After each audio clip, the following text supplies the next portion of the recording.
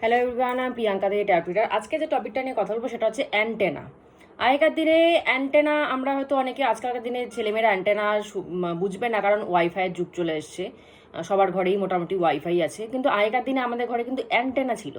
যে অ্যান্টেনা দিয়ে আমরা কিন্তু টিভির নেটওয়ার্ক আসতো, দূরদর্শন আসতো। অ্যান্টেনা বৃষ্টিতে বা ঝড়ে যদি একটু ঘুরে যেত তাহলে কিন্তু আর টিভিতে আমরা কিছু দেখতে পারতাম না, সেটাকে উঠে আবার অ্যান্টেনা ঠিক করতে হতো, তারপর গিয়ে আমরা টিভি দেখতে পারতাম। তো এই জিনিসগুলো তো আর এখন নেই, তো বাচ্চারা অ্যান্টেনা মানে সেরকম বোঝে না। তো এখনকার দিনে কারোর সাথে কথা বলতে গেলে কিসের দরকার পড়ে? মোবাইলের। ফোন থাকলে পরে আমি তার নাম্বারে ফোন লাগিয়ে দিব, কথা বলে চলে আসবো, বা কোনো কিছু প্রবলেম হলে তাকে জিজ্ঞাসা করবো, অ্যান্সার দিয়ে দিবে। কিন্তু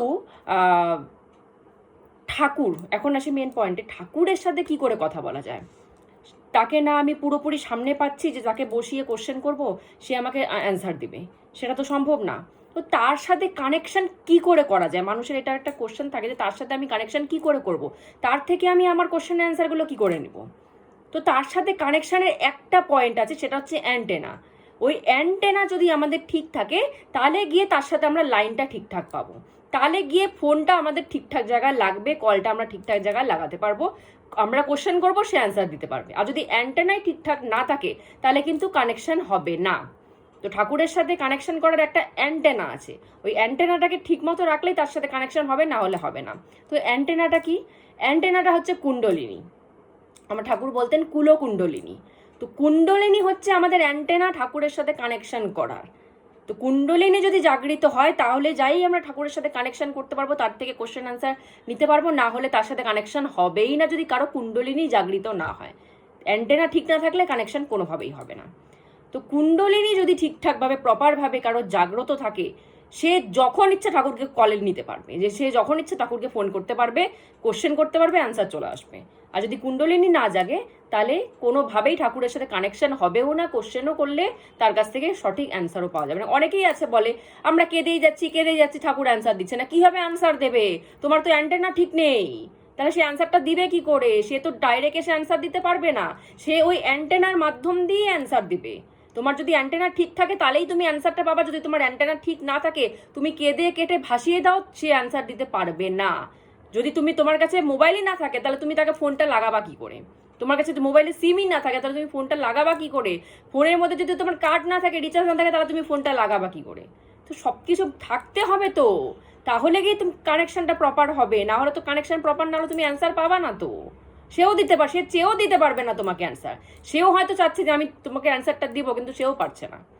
তো তার প্রথম কথা হচ্ছে, যদি চাও কেউ যে তার সাথে কানেকশন করব, আমার মনে যা কোশ্চেন উঠছে আমি ডিরেক্ট তার থেকে অ্যান্সার নিব, তাহলে নিজের কুণ্ডলিনী জাগাও। কুণ্ডলিনী জাগাও, অ্যান্টেনা সোজা করো, তারপরে গিয়ে সে অ্যান্সার দিয়ে দেবে, তারপর গিয়ে ডিরেক্ট কানেকশন হয়ে যাবে। তো এই কুণ্ডলিনীটা হচ্ছে ঠাকুর আর আমাদের মাঝখানে একটা মাধ্যম। কুণ্ডলিনীর মাধ্যম দিয়ে সে অ্যান্সার, আমরা কোশ্চেন করবো, সে অ্যান্সার দিবে কুণ্ডলিনীর মাধ্যম দিয়ে। কুণ্ডলিনী একটা মাধ্যম শুধুমাত্র তার সাথে কানেকশন করা। এবার বলবা কুণ্ডলিনী কি করে জাগৃত হয়? কুণ্ডলিনী শুধুমাত্র নাম জপে জাগৃত হয়। শুধু নাম জপ করলে হবে না। আমাদের যে 7 চাকরা আছে বডিতে, চাকরা অনেকই আছে কিন্তু মেন 7 চাকরা আছে, চাকরা পুরো ক্লিনজিং থাকতে হবে, চাকরা পুরো অ্যাক্টিভ থাকতে হবে, তারপরে গিয়ে কুণ্ডলিনী জাগবে। যদি আমাদের চাকরায় কোনো গন্ডগোল থাকে তাহলে কুণ্ডলিনী জাগবে না। যদি সবগুলো চাকরা অ্যাক্টিভেটেড থাকবে তারপরে গিয়ে কুণ্ডলিনী জাগবে। প্রথমে চাকরা অ্যাক্টিভেটেড করতে হয়, তারপরে গিয়ে কুণ্ডলিনী জাগে। আমি চাকরা অ্যাক্টিভেটেড কি করে করবা? প্রথমেই আসে রুট চাকরা। রুট চাকরা মানে হচ্ছে আমাদের কাম বাসনা জায়গা।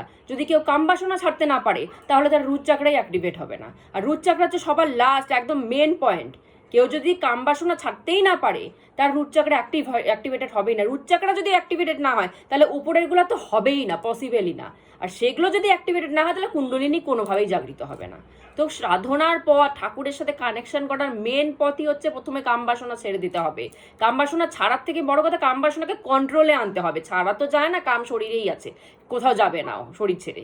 যতদিন শরীর আছে কাম থাকবেই, কিন্তু সেটাকে কন্ট্রোলে আনতে হবে। যদি কামকে কন্ট্রোলে আনা যায় তাহলে যায় রুট চাকরা জেগে যাবে, তারপর গিয়ে সবগুলো চাকরাকে জাগাতে হবে। সবগুলো চাকরা যা জেগে যাবে তারপর গিয়ে কুণ্ডলিনী জাগৃত হবে। কুণ্ডলিনী জাগার সাথে সাথে যায় কানেকশন হয়ে যাবে। তো যদি কেউ চাও যে তার সাথে কানেকশন করবো, আগে নিজের চাকরা ব্যালেন্স করো। কাম বাসনা ছাড়ো। আর এগুলা চাকরা না, যতক্ষণ না শরীর পিওর হচ্ছে ততক্ষণ এই চাকরা জাগে না। শরীর কি করে পিওর হবে? ননভেজ ছেড়ে দিলে। মেন পয়েন্ট, ননভেজ যে ছেড়ে দিবে তার চাকরা অ্যাক্টিভেটেড হয়ে যাবে। যে ননভেজ ছাড়তে পারবে না তার চাকরা অ্যাক্টিভেটেড কোনোদিনও হবে না, পুরো কোনোভাবেই হবে না।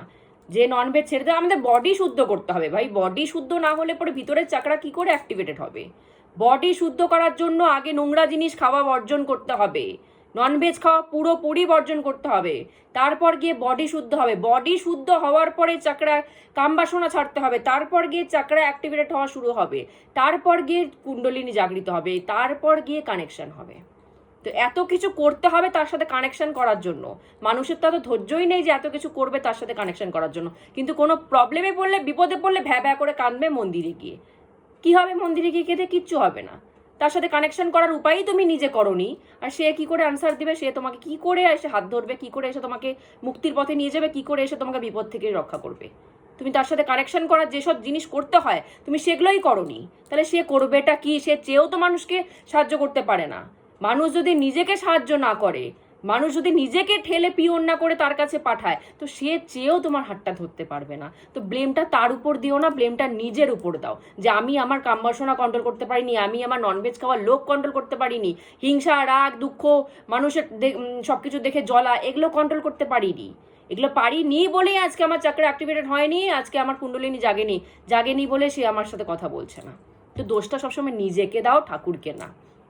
তো এগুলো যদি চাকরাকেও অ্যাক্টিভেট করতে চাও, কুণ্ডলিনী অ্যাক্টিভেট করতে চাও, তা প্রথমেই ছাড়ো হচ্ছে ননভেজ, ছেড়ে দাও, কাম বাসনাকে কন্ট্রোলে আনো, তারপর গিয়ে চাকরা অ্যাক্টিভেটেড, কুণ্ডলিনী অ্যাক্টিভেটেড, দেন কানেকশন।